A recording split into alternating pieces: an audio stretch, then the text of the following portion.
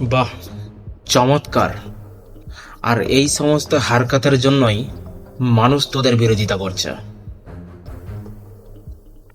আমি আমার কোনো একটা কাজের জন্য ভিডিওতে একটা কাগজ জমা করার ছিল, একটা দরখাস্ত জমা করার ছিল।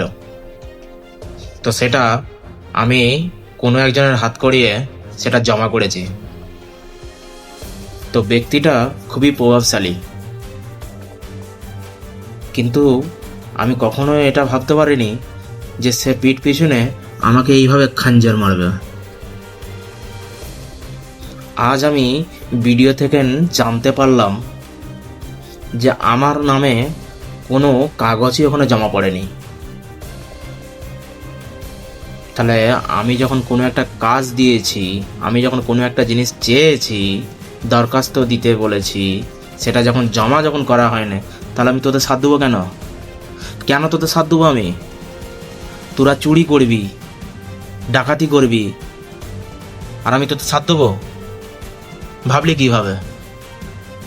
এই দিনটা মনে রাখিস, দিনটা মনে রাখিস। ভাবিস না যে তুই আমার কাগজ জমা করিনিস বলে যে তোকে আমি ছেড়ে দেবো। বুঝবে বুঝবো বেলা হলে, ঠিক আছে? সব ঘাবলাবাজি বন্ধ করে দেবো। একটু ধৈর্য রাখো। সরকার কখনো চিরস্থায়ী নয়।